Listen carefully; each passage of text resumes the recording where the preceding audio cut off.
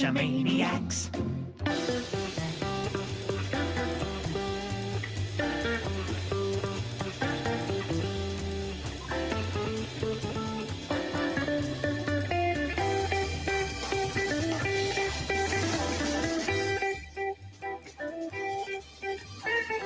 Geo Gearheads. Hey, welcome to the Geo Gearheads. This is a weekly show about geocaching and geolocation games.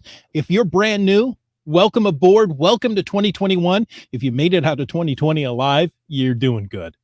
And if you didn't, you're probably not listening to this podcast. So I was just going to say, how are they listening to the podcast? Yeah, They didn't make it out of that was an awkward open. How are you doing, Daryl? It's been an interesting week in all sorts of ways. And at least I did get out for my last and my first. Good for you. Were you able to get both? I've done the last. I have to do the first today, don't I? Yeah. I think today's the last day for the first. I better go do it tonight. I've got one nearby that I've been saving. Okay, there you go. That's why you save these things. Yeah, I forgot. I was going to say, I planned for it. Can you make it? I got the first done so early that I got time. I can't even do the last yet. And to be honest, it completely slipped my mind. Okay, so this is actually a good topic for our randomized show, which, is what we're talking about tonight. So for our first topic on the randomized show, do you think these longer times actually help or hurt you to find the souvenirs? Well, Daryl, I've said it a lot of time. The longer times take away the urgency to go do them. Yeah. Right now, for some people that can't get out, the longer times are fantastic. I mean, how excited did people get? Well, maybe just one person when Earth Cache Day became Earth Cache Weekend. Right? Everybody's like, "Oh, yay! Now I got 2 days to go do." I love having that flexibility to do more than one. But when it's a very constrained time, I think I do better at the planning. Right. You actually plan it. You have to. You actually plan. Right. Otherwise, it's kind of organic the way these things hit. Oh, I'm out. Let's go get a cache. Yeah, and it's the challenge of I have to get it done on this day. Mm-hmm. When it turns into a full week or longer. Yeah, and don't get me wrong. I loved the 2 that we had this summer that went on forever. Memory Lane, and what was the other one? Wonders of the World. One, yes. Yeah, I loved having those to do, and the challenge of collecting them all. Yeah, they lost a lot, I think, by having them not as time constrained. Mm-hmm. And same thing with these. With that. It's less of a challenge, which is good because people can do it more, but it's less of the challenge and it's not the same sense of accomplishment. So I lose some of the motivation to get it, I think, as well as it's not the challenge and I can't plan for it as much. Right. Which is kind of, counterintuitive because I like having the ability for everyone to find them. Mm-hmm. And you'd think with more time, it'd be easier to do. Exactly. And this, I think, is the first one that's bit me because, even though you had a week, you couldn't get it early. You know what I'm saying? You couldn't get it before the first. And so, it's always been on the 31st of December. 31st and the 1st of, Mm-hmm. But understandably, they didn't do that this year. And typically I do events for both of those, which you really couldn't do this year. Not quite. Some places were open enough that they could do events. Mm-hmm. But not a lot of places could. And if you could, it's still not the same. I always did a flash mob on the 31st to wrap up the year. And then we had a big event on the 1st to launch a whole bunch of new caches. Okay. Which they did actually do the launch of the caches virtually. So that big January 1st event became an online-ish thing. And they coordinated through Facebook and sent out a link to the GPX file. GSM That times seems 2 right. says that people like to have choices, so there is that attraction. Wonders of the World, we had a local organize a Google Sheet so we could track them with one rule. I'm not sure what that is. You cannot change your geocaching pattern to complete the challenge. Oh, got it. So they had a Google Sheet so that they could complete the Wonders of the World without changing their geocaching pattern. Oh, gotcha. Okay. That's Interesting. where I got lost in that. That would actually make it a little bit more challenging on these long ones for sure. And the way that I did mine were mostly, okay, I'm going to go out and get, so many of these so I can do a video today on this. And so many of these, it was more about producing the video because it does take a lot more time to find caches if you have that camera slowing you down. Yes, exactly. One of the things we've been talking about a lot lately, I shouldn't say a lot, but it seems like a lot to me, has been the Aging Where I Go app on iOS. Mm-hmm. And I think it was just today that I got the notification from one of our listeners that there's a solution to that. Why, I think I got that same email. Is that from LNN Railroad? No, the one that it wasn't an email. That was actually a message. You're right. Sorry, I jumped too far ahead. Yes, you did. I actually saw this on, I think it was on Twitter from Nick at Cashley. So I thought I had heard or seen something about it, and I just never looked at it. But this was the first I paid attention. I immediately thought he had something to do with it, but that's not the case. Maybe. That's true. I don't know. But there is a new Where I Go app from Groundspeak Incorporated, not geocaching headquarters or geocaching.com. And I downloaded it, and it is not an update to the existing one. It's a brand new app. Right, because the old official the old official Where I Go app was actually a different developer. If I remember, he was out of Minnesota. We actually did an interview with him. I'm not sure it was on this show because I think that was pre Geo Gearheads. Well, I have to say though, the geocaching app, one with the geocaching with the R in the circle, the geocaching app, that's also from Groundspeak Incorporated. So perhaps that's just their Apple name and they can't change it. Yeah, that's what they signed up for their Apple ID with years ago, and they haven't or can't change it. Who knows which? But because it's on a different developer account, it can't get updated. And that was the same problem that they had with the original geocaching app. It's very, very much not something they can update since it is not a account that they can control. It's the developer who created it. So we've said for quite a long time that iOS app has been getting long in the tooth and hadn't been updated in a while, and at this point wasn't even able to be downloaded. Right.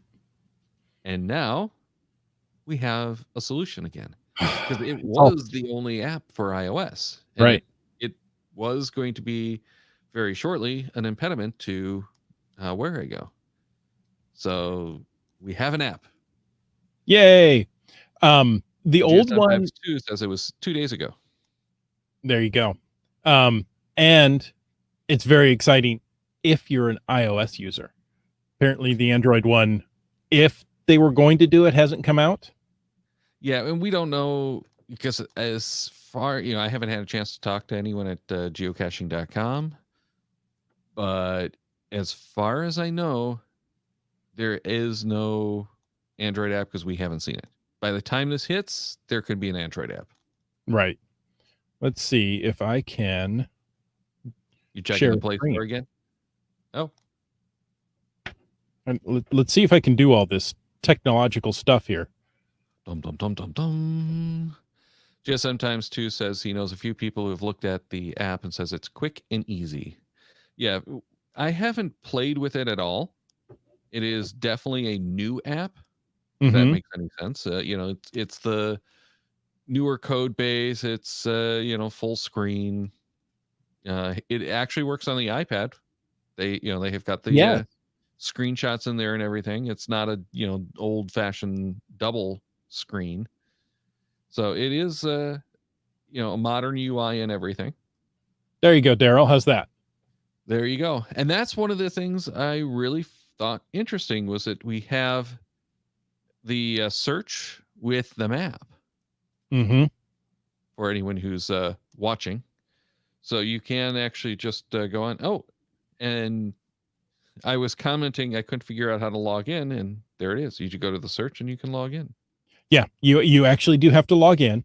And so, you can click at one and hit the little three dots there. Other people can, I can't. You can download the cartridge, you can view the info, or you can navigate to it. So right from the map, you can download the cartridge. Now, when you view the info, look at what it pulls up. Oh, very interesting. It takes you to the geocaching app. So this was created by my favorite disc jockey. That's the MC Three Cats. I'm beginning to think we need to have him back on and talk about where I go again in the not so distant future. So there you go. I mean, it works. You can do it in where I go, obviously, to do the cartridge. Then you can go here to look at more information about it. So, or to log it. Right. There you go. Or log it. So it is, I think, a pretty impressive app to have come out of nowhere. Because we didn't know anything. And I suspect that we're going to get an announcement on the blog and on the newsletter before too long. And I wonder if at that point we might get a lot more information, like maybe there is a Android app in the works. However, I wouldn't be terribly surprised to find out that there is no Android app, since there are third-party apps that do the job, and then on iOS, there were not. GSM times 2 says that a person who didn't even know what a Where I Go was able to download it and load some cartridges. That's impressive compared to other Where I Go apps. There, my accuracy just suddenly got better. Did you step outside? Yes. I know you can't see me, but I stepped outside. There you go. So yeah, it looks smooth. Oh, thank you, Star Casher. I got until the 8th. It was 1 week. Okay. Well, I'm going out caching tomorrow with, oddly enough, MC3 Cats. Oh, there you go. Who GSM times 2 said would be perfect timing to have on the show again. You know what? I'll talk to him. Here I am back. Hello, people. Do you want to see my latest picture on my phone? Do you want me to show you a text message? No, I'm not going to do any of that. So, yeah, I think that's exciting news. As much because it means that iOS isn't, or that Where I Go isn't going to be isn't dead from iOS. But that's what I was going to say. It shows that there is still enough interest at geocaching.com and keeping it alive, at least, to create and, which isn't a small task, but to create and release an app to play the cartridges. Right. I'm curious to know if they built this from the ground up, or they, scavenged the previous Where I Go app. They'd have to do it from the ground up. Would they? Okay. Yeah. Because the old code was not 64-bit. And just sometimes too says, and now if they'll update whereigo.com. Here's my take on it, GSM times 2. It doesn't matter now. If there's a good app, well, for both iOS and Android, people aren't going to use the website all that much. Yeah, especially with something like Where I Go. Right. You have to do it from another device. So the app or the website becomes secondary to the app because you're in the app. You have to get it from the app. Right. Or you So have to get it into the app. into the app somehow. Yeah, and I mean, how many people download the app? Let's call it the geocaching app. Hold on. We'll get a message here from Limax. It says, I don't think the whereigo.com won't update since you can download it directly from the app. Which I'm not exactly sure what he means, but I think he's saying that they're not likely to update the Yeah, there's no reason to. Wasn't there some interface issues though with whereigo.com? Yeah, I think there were some interface issues and there was some back-end issues in doing the updates. Mm-hmm. So if they do an update, I think it's going to be a fairly intense one. GSM times 2 said those of us who make them, meaning Where I Goes, would like to have the website updated. Right. Well, and that is kind of the downside right now is you still need the website for distribution and even as the front end. But at this point, the website doesn't redirect to an app. You know, it doesn't have that URL redirection. Yeah, mapping. What's the name for it? There is a name for it, and I can't think of what it is. Okay, so I'm curious here. If I go to the description of the Where I Go app from geocaching.com, you can download or update your cartridge here. Takes you to Where I Go. Our website wants cookies. Yeah, fine.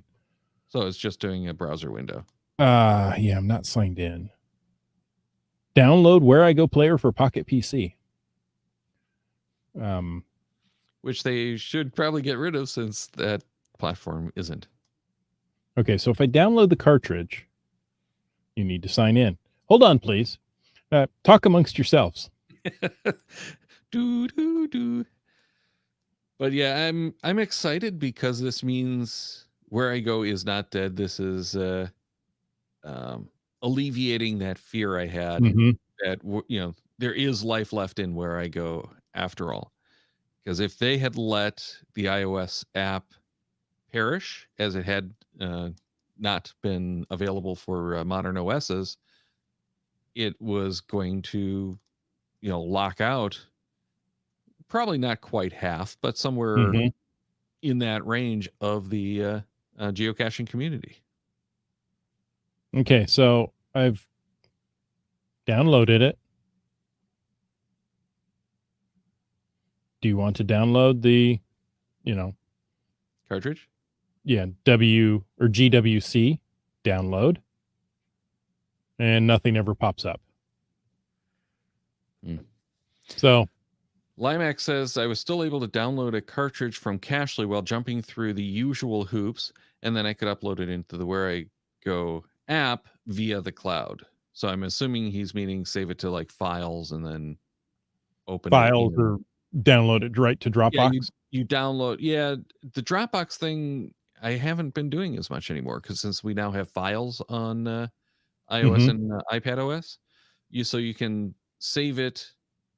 Depending on the app, save it to the files, which is actually iCloud, and then open from iCloud into the app.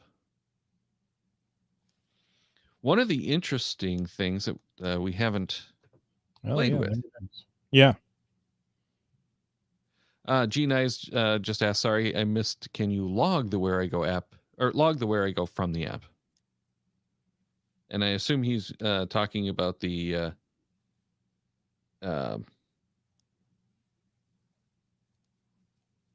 geocache logging, not the updating your completion info. So yeah, we did take a look at that and open the cache page from the cartridge. Yeah, I mean, the one I'm looked at, I'm 19 miles away from, so that doesn't help. Okay, so yes, it downloaded into files, and it gave me the option to open in either one of the Where I Goes. Luckily, they have different color icons. Yeah. One's inverse of the other, but otherwise I go, well, I don't know which Where I Go is it. Oh, it's the Where I Go with the blue icon. let's click that one. And it opened up, no problem. So it worked just fine using files. There you go, live beta testing. GSM times 2 says that last year whereigo.com still had the "this is something new" wording on the front page, but whether it would upload or not was a carp shoot. Why is he shooting fish? Because it's a lot more fun than uploading a Wherigo cartridge. Oh, okay. G Nice talking actually about the completion of the Wherigo, not the geocaching page. Oh, so can you actually log that you did it on the app? I don't know. Yes, Limax says there is an upload button or upload button icon in the upper left corner of the main app page. App page, really? Yes. So the answer is, G Nice, we haven't tried it, but those of us in the chat room who have played more with it think that it does it. You can download a cartridge from whereigo.com, import a cartridge from iCloud. Those are your cartridges. More. I don't see how to upload one in the app. Well, you might have to complete it. Oh, if you complete it, there's an option to report save back. Yeah. Okay, that's gotcha. And the nice thing too, they might have grabbed some of the code because the interface looks a lot like the old Wherigo app. But I think that might be more coincidence. But the nice thing is they do have the map function, and that's the one thing I was really questioning, because I loved having the map that would show you the zones. Because especially on the phone, I like working from the app or from the map, not from the app. Right. Oh, it's so. Oh, or I guess it's a download.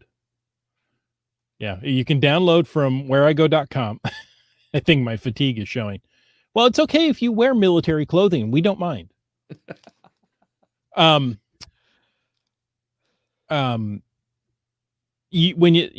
have the option to download from whereigo.com, and it takes you to whereigo.com. You have to log in. So you could search that way and download the cartridges to your phone rather than going from the geocaching app or from the map. Right. And you can download from a map view or from, and or a list view. Why wouldn't you download exactly, that? by searching That's from so the much list. nicer. Yeah. Well, it depends on, am I looking for a Wherigo or am I looking for a specific cartridge? Mm-hmm. If I'm looking for something to do. Yeah. If I'm like, hey, I'm in the area, I wonder if there's a Wherigo around, that map is going to be awesome. Right. So that's one of the things that I was actually pretty excited about when I saw the iPad app. Because now for my planning, I can have that up on the iPad and take a look. But if you're over 20 minutes. Oh, man. And we've only talked about this silly app.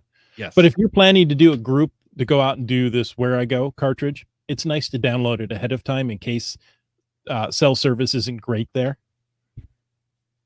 Or if you run into any technical difficulties of, that's just not working right. Maybe I need to do it in Dropbox, or, you're not holding up the group. Well, and then I like doing the Dropbox thing for the groups, because you can do the Dropbox, download, share the link to everyone in the group, and then, for the group caching, and then everyone's got it. One of the things that I do miss, and I haven't confirmed that it's not there and I just haven't found it, is with the old app, you could actually share, if I remember correctly, through the share sheets to another phone through AirDrop. You could do that through files. Right. But if you download it in the app rather than going through the files, you can't do it. But as long as you can get it into files or something else, you can AirDrop, which is an awesome way to send those around. Show link cartridge info or delete is the only option I have inside. Yeah, in the share. There was a share option. Once I open, yeah. Let me go the back. little up arrow. Yeah. as Yeah. we do live testing on the show. So share Exactly. icon has show cartridge info and delete. Yeah. Delete. Yeah.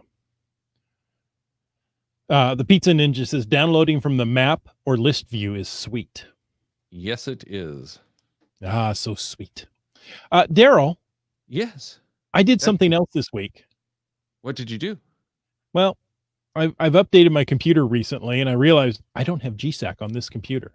Oh, So I went and Did you miss downloaded GSAC, and the only macro I've installed yes. is, what do you think? I'm going to say the parachuting one. Oh, what's a parachuting macro? I don't know. There was a macro years ago that people were talking about because Clyde, the Mhm. guy who had created it, was a big parachute enthusiast. I'm not sure what they're called, but he had originally done something. GSAC was originally started to help him with that hobby. Okay. And there was a parachuting thing. Okay, Limax says that it is the Garmin Nuvi macro. No. I chose Okay. the How about the Delorme Ooh. PN40 export tool? No. Closer though. Okay, I think I know what it actually is. Import Adventure Labs. That's what I thought. Okay, so And Tell so, I mean, couple of quick, easy steps. You do the macro. You do have to, fill some things out in the thing. How much of a radius? 25. Oh, see, just finding our ways, thinking like I am. Yep. 25-mile radius around me, or kilometer. I think it was 25 kilometer. And go get them. And it just puts it in there. I've made a GPX file, used Dropbox, imported that into Cachly. I'm done. Nice. Right. So what that does is that allows me, while I'm out and about, to keep using the same app and look for Adventure Labs. Yeah. If you're caching or whatever the caches, which we always recommend doing, then it's a great option because you just put them in with a different pin or whatever. If the app supports that. GSM Times 2 says Cache Tour. Oh, yeah, that's the next one I'm going to have to go download because that's fantastic.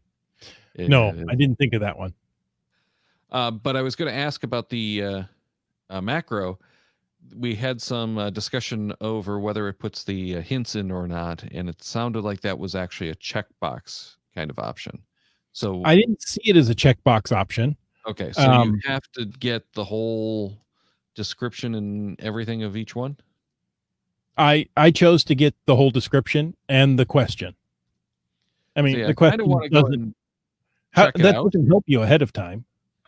No, but I kind of want to go check it out. Well, actually, in some cases it does. So let's see.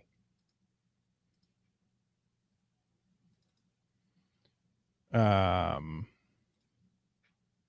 it's just been updated. Okay, so I have the option in. Oh, I did 25 miles. You're right. From my home location. I can skip the labs I've found, which is a nice thing. Right. Add stage number. Let's see. Import stage question into GSAC. Okay, so you can turn off the import stage question. I just want the stage number. I'll deal with the rest when I get there. Limax is curious if his Nuvi macro has different icon. Has a different icon. Well, for the Adventure Lab. GSAC brings them in as virtual caches. So kind of the white or grayish or incredibly light blue. I don't know what color you would call it. Yeah, so it just shows up as a virtual. Right. So you can bring it in as any type of. I've eliminated all the virtuals around me, so at least I know then that it would be Adventure Lab. However, in a new area, that would really annoy me. Well, and if you're working with Cachly, you just bring them into you have a separate GPX file that you bring them in on. So it's a separate list. It doesn't have to be integrated if you don't want it. It does if you want to be able to see them both at the same time. So what I would do, import as its own list, set the highlight color on that entire list to whatever color you want that to be. We'll say red, and then you get that red banner across the pin. So you can differentiate that, take that list, then you can merge it back into one global list. Mm-hmm.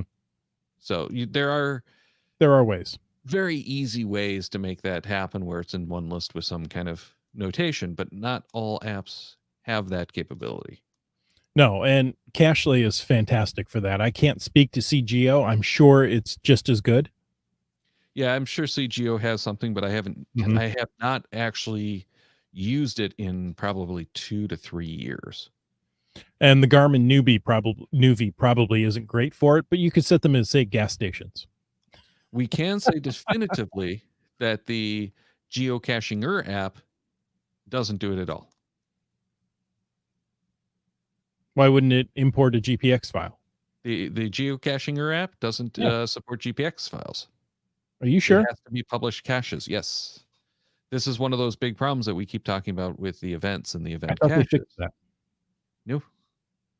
The old app used to do that, but I think it was only on iOS.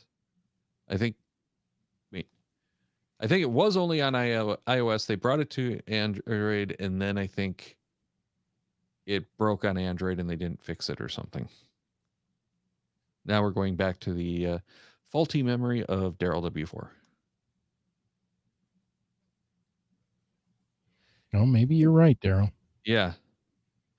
Yeah. See, GSM times 2 is confirming the official app only supports lists.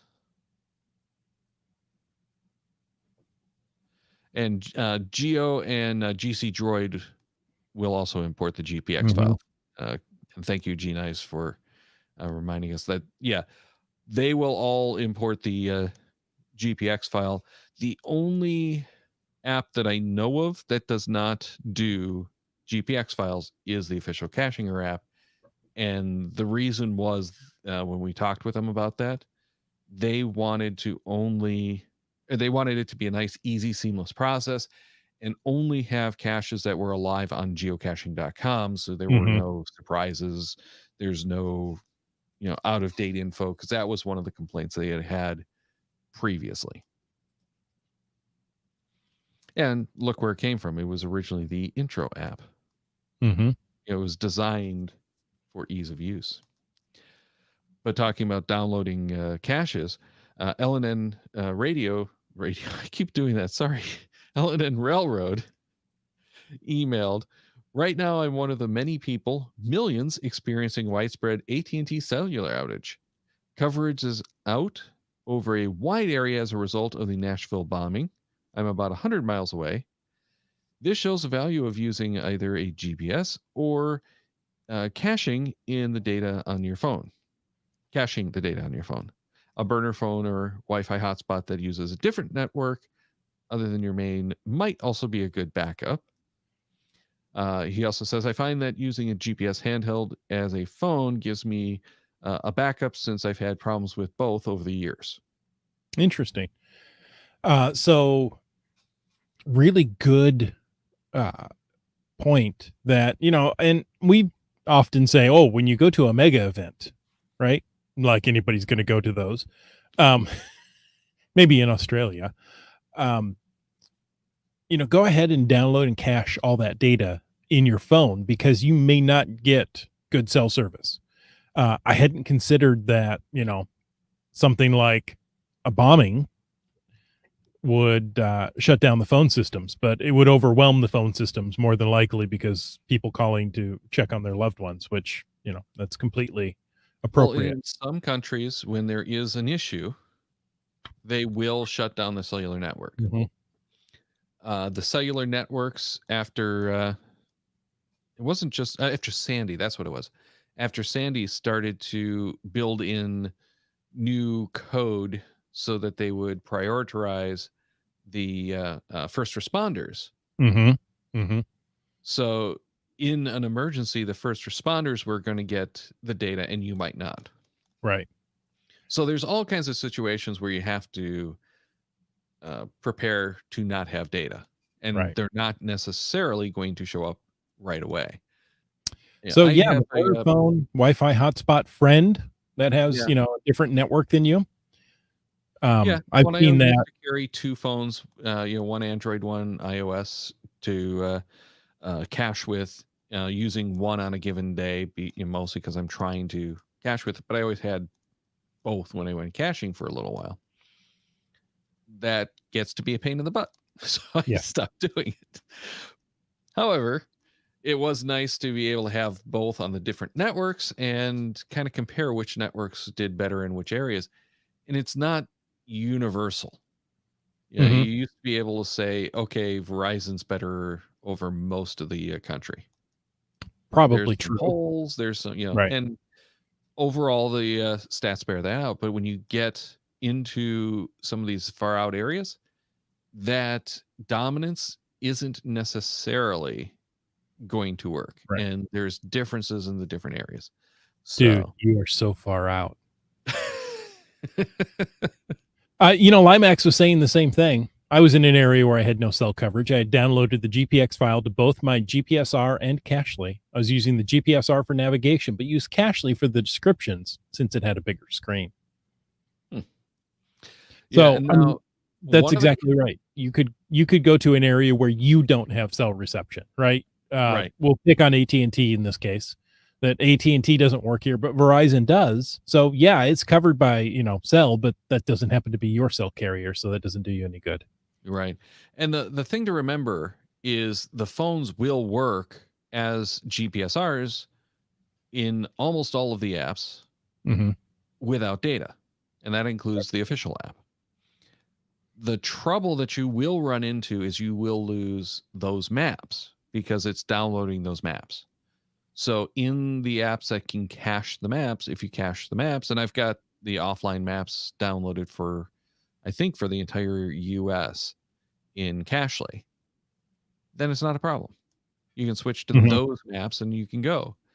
So it does take a little work and a little practice. If you want to try this out, download what you think you need, go out, turn on airplane mode or turn off the cellular radio, whatever you do on your particular model phone, and try it. It's a good exercise. It's a lot of fun, and you'll find you could actually save some battery. Then it makes sense to do that on a regular basis if you're out in BFE, but you do lose that connection to the real world. Well, to the rest of the world, because I guess you're in the real world. So BLFRK007 says, maybe a dumb question, but how do you cache data on your phone? And that is not a dumb question. No, not at all. And it is an app-specific question. How you do that in the various apps is different. In general, you can use a GPX file to load into the app. The maps is so specific to the individual apps that we can't really get into it. But list function on geocaching.com and Pocket Queries, in most apps, you can download those caches directly. And for Pocket Queries, you do have to be a premium member. Correct. But not for lists. And most applications use lists. Yep. So if you're planning to go to an area and you're not sure you're going to have good cell coverage, go to geocaching.com, zoom in, zoom out, however you want to get to the area, make a list of those caches on that page, and then use it to import into your phone. Usually when you go to import a list, it's going to ask you if you want to import the maps that area covers. Yeah, you want to do that too. GSM times 2 says, why would you not download for offline if you are making a plan to go geocaching? Save data and speed up everything. Save data. All right, isn't he quaint? Well, it's, in a world of unlimited data. I know, but there's not a lot of people, or there's a lot of people rather who don't have unlimited data. Limax says the southeast corner of Oregon is a notorious hotspot. What's funny is I saw someone using a cell phone at a coffee shop in the middle of that dead spot. Well, what he didn't say is he was just playing Flappy Birds.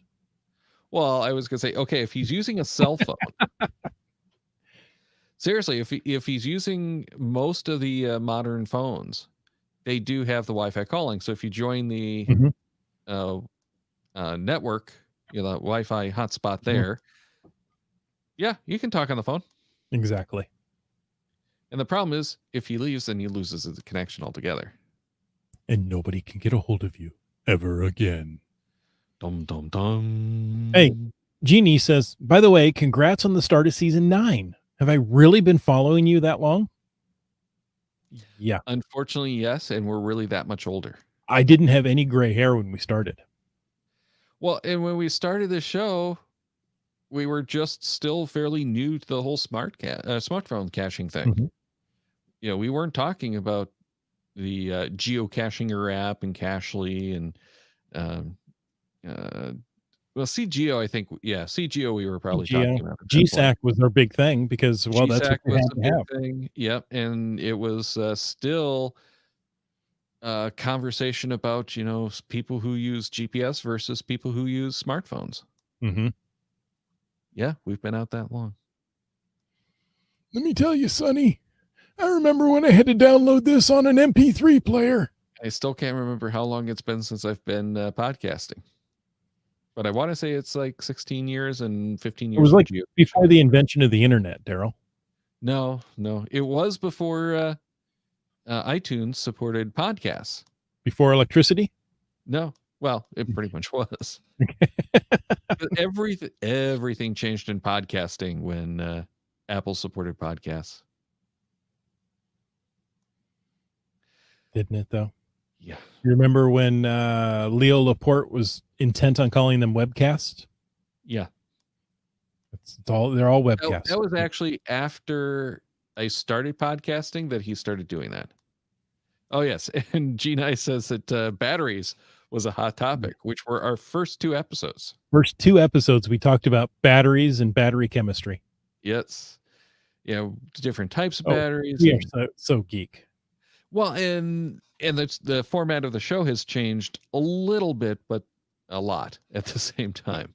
We built this show around the not available yet Hangouts on Air. Mm-hmm. Because it was promised that it was coming. So we built the show around this new format of doing it live with the chat room and everything in the video chat and doing a lot more of the educational. And we've kind of drifted more toward the conversational. Well, and I think that works well for us. It does. Not only do we like each other sometimes, other times not so much, but that's a different story. That's a different show topic. Yeah, you guys don't see us when we hit the stop. Well, that could be a whole nother show. It used to be, especially on the randomized shows. I lost. Oh, we're conversational. I think it's more like an event. Hey, you're meeting a couple of friends at a coffee shop. Maybe not an event, but a get together. Yeah, we're not droning on about technology. Sometimes. Which is where we started out. Mm-hmm. We're now talking of, we're talking like, 2 geeks would talk, which is, our gearhead talk. Yeah, exactly. Thanks for listening in. Yeah. Hopefully you're enjoying and picking up some interesting tips. Just remember, be cautious. No insider training. Ooh. So I shouldn't buy that HQ stock that I was going to? Okay. No. Because now you have insider information. Well, all right. There goes my kids' education. Talking about the list stuff, though, there was a blog post that I thought kind of interesting and fit into some of our recent shows. Revisit your resolutions with the new searchable DT grid. And this is coming from the official blog, official geocaching blog. So what it's talking about is how to use the new searchable functions rather than do like a pocket query. Pocket query, GSAC. Right. This is something that's available right on the website. So and to everyone, if I'm not mistaken. The DT grid I thought was only premium still. So I'm not 100% sure on the everyone. Okay. But the functionalities that they're using are available to everyone. It's that one specific search criteria I'm not 100% sure is open to everyone yet. However, all you have to do is go to the stats and figure out what you miss, which is pretty easy. I'm missing a lot still, actually. Use the button below the grid, though, for the all DT combinations. And actually, aren't the stats premium only? I don't No, know. I'm not sure. Wow. It doesn't say anything. It was at one point. Wow. Maybe someone in the chat has a Yeah. non-premium. I was gonna say I'm trying to find someone who isn't premium. Yeah. Actually, check Cashomaniacs.com or the Cashomaniacs account, because Cashomaniacs has not ever been premium, and I think it only owns one event and like 200 and something coins. In any case, Cash a Manatee Committee. ooh, Cashomanity. Is that like a Okay. local group, maybe? It's a basic membership, and it has stats. Okay. It's found 20 caches. So yeah, it might be available to everyone then. So you go scroll until the DT grid. Your DT grid isn't looking good on Cashomaniacs. No. Have we logged any? We own one, but I don't think we've logged Yeah, any. you've logged 20 caches. We have. Mm-hmm. Your average train is 1.5, or your average difficulty is 1.5. Your average train is 1.23. I will make a bet that most of those were shows that we recorded at, or events that we recorded shows at. That's probably why we have that.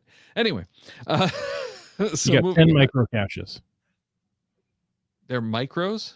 You've got 19 traditional and 1 unknown cache. No events. Wow. See, that's the thing for people who might not remember. I had a show before this one called Cashomaniacs. Mm-hmm. That was an interview show, and that ran for 5 years. Only in 2011. Huh. I am wondering if I accidentally logged caches on that account.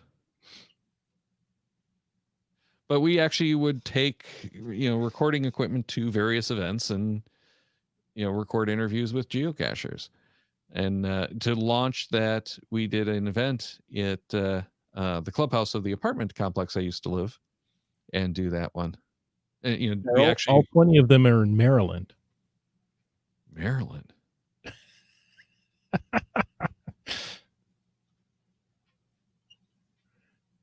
Oh, this is getting fun. I need to go and look this up now. I am so confused. I'm guessing there's a reason. Yeah, GSM times 2 says, or the other possibility is that Daryl was logged into the wrong account when he logged these finds. Well, they were found at least over 2 months. 3 months.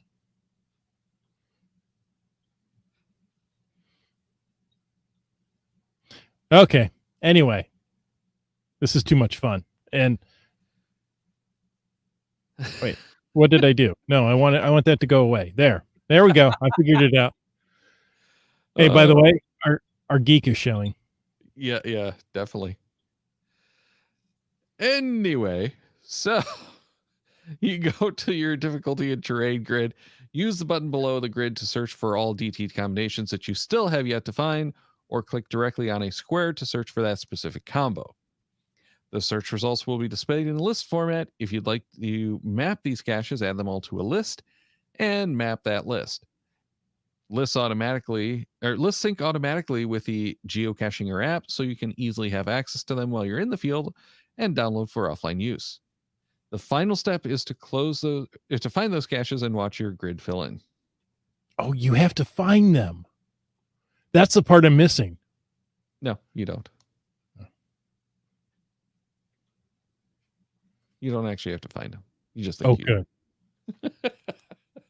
So yeah, definitely a handy tool for those who are looking to fill their grid. And I don't think I'm going to do it that way. But, you know, it is what it is, right? No, I do appreciate that they've made it that easy for people who might not be into all the other tools. It certainly makes it easy. It certainly makes it accessible to those Mhm. who couldn't do it otherwise.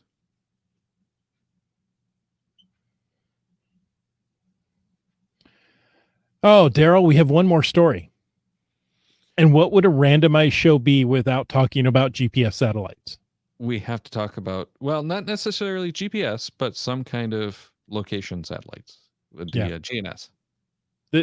There you go. This one is GPS 3, Space Vehicle 4, receives operational acceptance. Wouldn't you like to receive operational acceptance? Wouldn't that make you feel good about yourself? Not really. I'd rather stay in the green room longer. Oh, okay. Well, the November 5th, the fourth GPS 3 satellite will join the 31 operational satellites currently orbiting the Earth. GPS 3 brings new capability to users, including 3 times greater accuracy and up to 8 times improved anti-jamming capabilities. So there's no reason you get that DNF. It wasn't because the GPS was jammed. Or sure? Spaceballs, they jammed the radar. Right. With actual jam. Yeah, it was Raspberry, wasn't it? It might be. Trying to remember now. I keep thinking it's grape because I don't like grape jam. Jeannie says, Mom knew what podcast I was listening to when the theme song came on. Yeah, we got a. Oh man, why can I not remember his name? Michael Smith, right? Who created our theme song? All those years ago. It's been many years ago. I think so. Yeah. Oh, I actually caught up with him a few years back when we had a copyright claim on YouTube for it. Oh, really? Yeah. So I got a nice little letter now I can send them. No, sorry. This is On a Boat says that he forgot to mention that GC8TQQQ finally became a mega event. So we can officially call it that. Hooray! Some things are in 3D. We have events in 3Q. It's that much better than D. Oh, see, and I thought it was someone trying to do some research. Pew, pew, pew. Are you thinking of the Pew Research Group? Yeah, that's kind of an inside joke. I can't remember which podcast it was. I think it was Daily Tech News calls whatever they say, they fire the laser gun kind of thing. But getting back to the satellite, Limax says that the launch of those satellites has been impressive since they were all SpaceX. Ooh. And you were right, it is Raspberry Gem. Raspberry Jam and Spaceballs. So it's the only way to jam the radar. Yeah, my typical PB&Js for work are Raspberry Jam, so I must be the problem with our that's why your Wi-Fi isn't working. Yeah, see, I got to stop using that Raspberry Jam. Yep. Yeah, so congrats On a Boat for getting the mega status. Mega. Now it just has to happen. QQQ. QQQ. All right, with that, I think it's obvious that we need some rest, so I think we're going to take off. Thanks, everyone, for joining us for the first show of 2021. And Chris, it's been a pleasure as always. And next week, we'll be back with another brand spanking new episode, and we're not going to say what it is because we might actually have MC3 Cats on. Ooh. I probably shouldn't tease that since we haven't talked to him at all. But check the Cashmaniacs website at cashmaniacs.com for more on the Geo Gearheads, including show notes for this and all of our episodes. We love hearing from our listeners, so leave us feedback by emailing geogearheads@cashmaniacs.com or through social media. Your support helps keep the Cashmaniacs shows coming. Please consider becoming a patron through the link on our website to support the Cashmaniacs shows. Geo Gearheads is produced by Chris Offenauer and Daryl Wanberg. The show is copyright 2021 by Daryl Wanberg. All rights reserved.